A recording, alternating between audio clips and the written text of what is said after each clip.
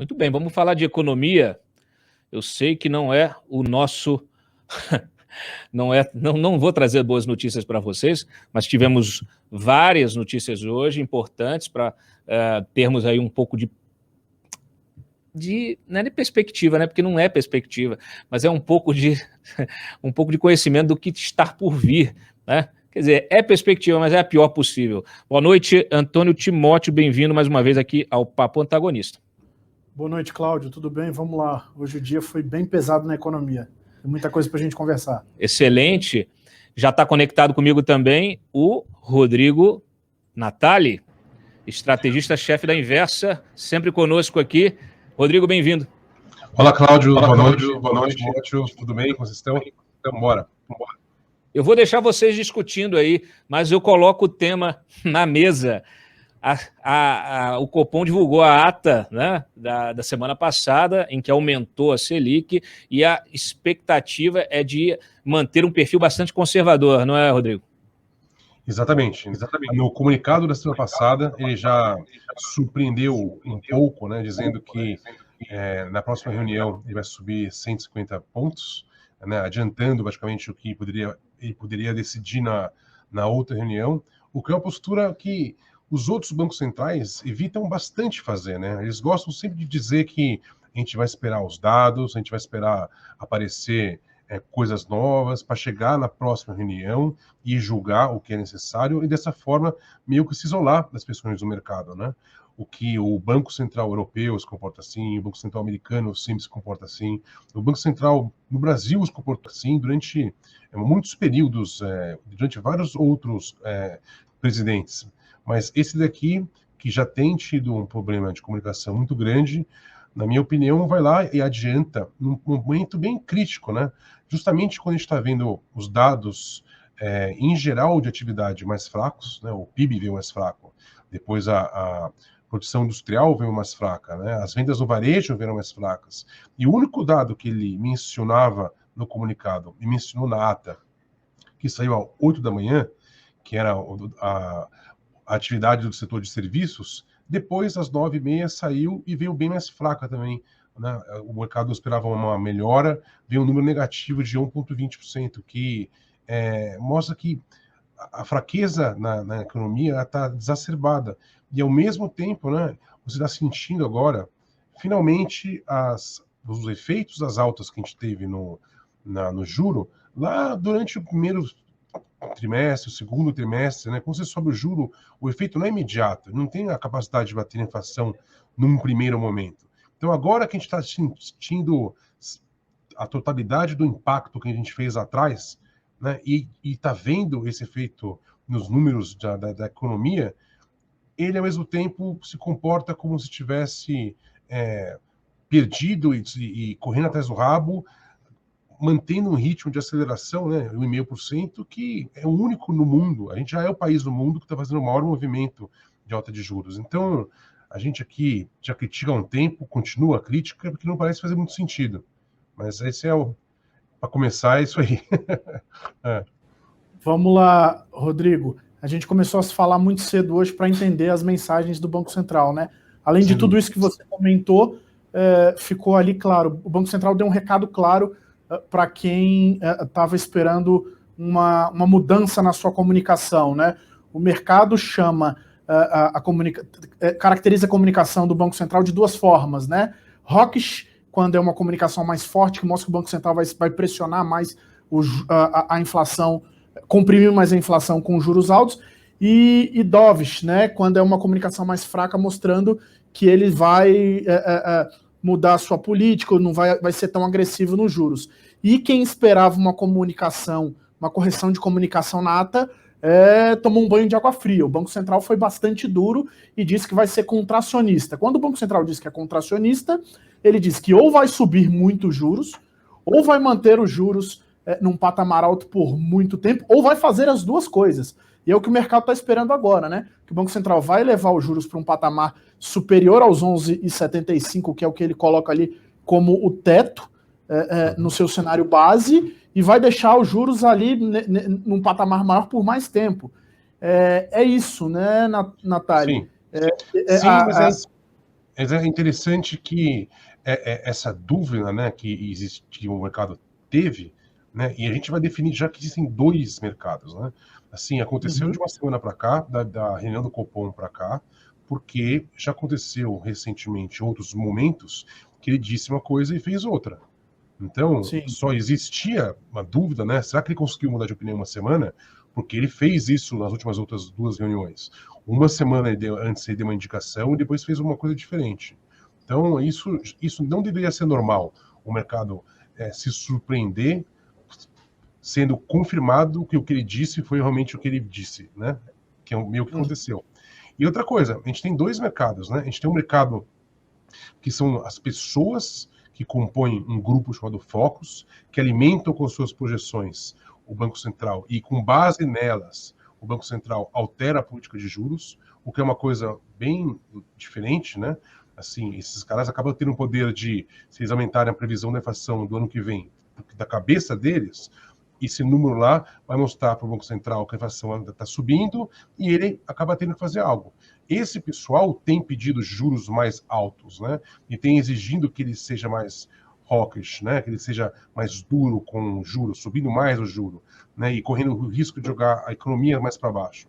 Mas esse grupo é um grupo pequeno de economistas que lutam, com certeza, por ter influência, né? O poder que eles têm vem naturalmente dessa influência e eles têm conseguido influir no Banco Central e nas decisões através de comunicados, de toda vez que tem a reunião, sai matéria de tudo quanto é economista dizendo, olha, realmente foi bom porque foi hawkish, ou deveria ter sido mais hawkish, ou a gente não gostou da inflação.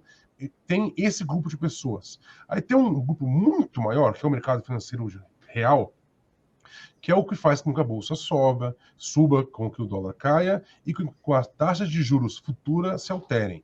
Se você olhar onde estão as previsões reais na curva de juros, ela sobe até 12 e depois começa a despencar e põe, no final de 2023, o juro já a quase 8%. Então, na verdade, tem esse primeiro grupo que peça que ele faça mais e que ele fique durante mais tempo com o juro bem receptivo, mas o grupo que opera e põe dinheiro na reta, né, que participa do mercado financeiramente, está basicamente botando na curva um erro de política monetária, dizendo, olha, se ele subir, ele vai ter que cair. E no mundo que a gente está já vendo que talvez a gente esteja caminhando para uma recessão, faz sentido pedir para ele subir mais, né, e para depois cair, ou seja, fazer a população passar por um sofrimento desnecessário apenas para tentar acertar quanto vai ser certinho ali a meta de um ano calendário ali, 2022, não parece fazer muito sentido, né? O Banco Central então ele está fazendo o que a gente chama de hedge, né? Ele está se protegendo. Ele está passando uma mensagem mais dura porque ele está considerando um horizonte relevante de política monetária de 12 a 18 meses, né? Vamos lá.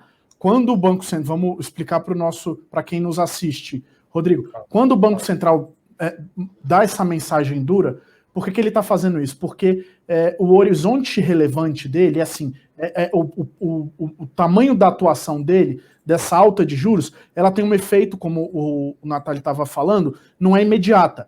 Então, o horizonte é de 12 a 18 meses. Então, o Banco Central hoje, ele está olhando a inflação daqui a dezembro de 2022 e até ali o meio de 2023. Então, por isso, o recado é muito duro. Mas com o passar dos meses e essa fraqueza da atividade econômica se materializando, ele também disse ali, Nata, que ele pode rever a condição da sua política monetária. Só que isso também tem um custo, né Natália? Os empresários, com base nessas sinalizações do Banco Central, adiam as suas decisões de investimentos.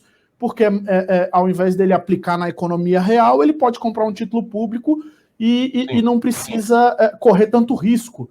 Né? Me corrija se eu estiver errado. Não, com certeza. Ele está se comportando como se a meta dele fosse apenas fazer com que no final de 2022 a inflação acumulada no ano esteja em 5%. Ou seja, se ele botar em 4,9%, não importa o que ele fizer, ele completou a meta dele. Só que isso não é verdade. Depois que o Banco Central se tornou independente, ele ganhou duas novas metas, né? Uma meta de desenvolvimento econômico e de fomentar o pleno emprego. E uma coisa que é muito interessante é que mesmo na ata de hoje, em nenhum momento ele comenta sequer, ou quantitativa, algum dado de emprego. Ele não menciona o CAGED, se vê o melhor, se vê o pior. Ele não menciona nem quanto está o desemprego no Brasil. Em nenhum momento. Sendo que isso é meta dele. Ele menciona a parte de atividade, como ele fazia já nas metas, nas atas antigas, né? Porque ele usa isso como uma espécie de previsor do que vai, das pressões que podem vir da inflação. Mas, de fato, se você pegar, depois que ele virou independente, o formato que o Banco Central usa para se comunicar, não mudou em nada. E você pega outros países onde houve essa mudança, né, onde havia apenas uma meta de inflação, e você passou a ter também uma meta de emprego, o Banco Central mudou completamente a forma nesses países de como se comunicar e dar uma atenção igual para os dois e talvez dar até mais atenção para o segundo. Então, por exemplo, no caso do Banco Central americano, é muito mais importante para ele o emprego do que a inflação. Tanto que lá o dado do mês, né, é o número de vagas de emprego criadas, né, como se fosse o nosso CAGED aqui dentro. E aquilo que guia as pessoas ao preverem se os juros que vão ser mais altos ou menores. Aqui, hoje em dia, a gente ganhou essa meta, mas ela ficou totalmente secundária, a ponto de ele correr o risco de subir, né, não ajudar as pessoas, não ajudar a economia, apenas para satisfazer um grupo pequeno de economistas aqui da Faria Lima, do Condado, né, que estão pedindo mais juro para ele, sendo que essas pessoas estão muito bem, obrigado, né, e elas não perdem nada se a inflação se a economia vai um pouco pior, e acaba deixando de lado uma parte do mandato dele, que inclusive, e a gente já comentou isso aqui uma vez, se houver uma mudança de presidente, pode fazer com que, na prática, o atual presidente do Banco Central, não cumprindo essas metas, que ele está nem ligando, aparentemente, isso pode fazer com que um próximo presidente tire ele e coloque outra pessoa. O que seria uma forma, de fato, de acabar com a autonomia do Banco Central, né?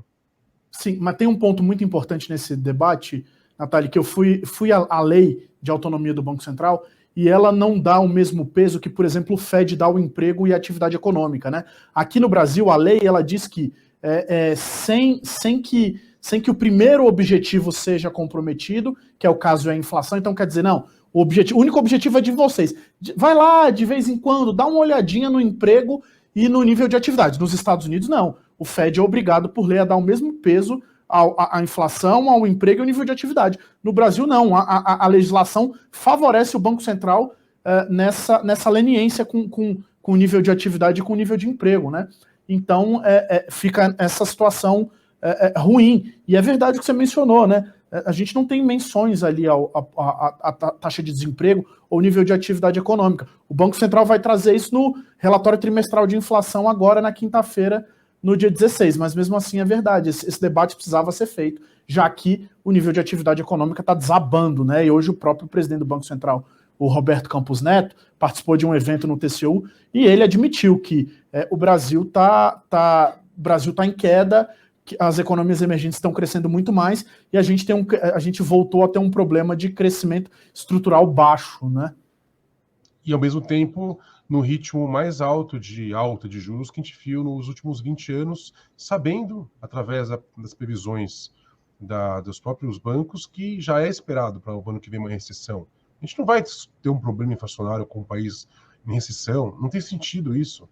E, sim, aqui não existe um peso claro, né? É subjetivo o quão importantes são essas metas secundárias. Mas vamos supor que a gente tenha uma recessão um pouco mais forte. E aí ele começa a cortar o juro no meio do ano que vem, desesperado ali, porque a inflação vai ficar abaixo da meta. Chega um presidente outro diferente do atual, por exemplo, ou até o atual mesmo, mas o atual é alinhado com ele, tende a perdoar mais. Apesar dele já ter criticado a decisão do Banco Central na última reunião, o que é algo relevante, né? O Bolsonaro ligou para o dia seguinte para o presidente do Banco Central e falou: olha, eu concordo com o seu movimento de alta de juros. Então vamos supor que ele erre a mão, né, e puxe mais do que é necessário, a gente entra em recessão, a inflação despenca, né, porque o país já está mais devagar. No final do ano que vem, né, quando chegar a cartinha do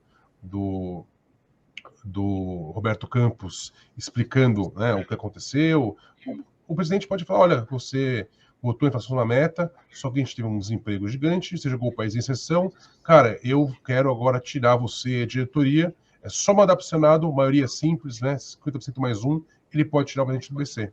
Então, a subjetividade de uma meta é uma faca de dois gumes, né? Ela pode ser usada a seu favor, enquanto quem está ali quer você dentro, mas se alguém quiser você fora, ela também pode ser usada a seu favor, né? Torna-se quase um processo político. E se você tem uma recessão, né, e praticamente sozinho como país emergente, né, você cria um argumento bem robusto para alguém conseguir tirar você. A situação não é fácil. Muito bem. Daniel, volta para mim aqui. Natália, obrigado pela tua participação aqui no Papo Antagonista mais uma vez. E o programa fica, obviamente, aberto a futuras colaborações, tá bom? Obrigado, Claudio. Obrigado, Antônio. Pessoal, boa noite. Até mais. Legal. Antônio, obrigado aqui mais uma vez pela participação. A gente volta a falar. Valeu, Cláudio. Disponha sempre. Estou sempre aqui para te ajudar. Um abraço.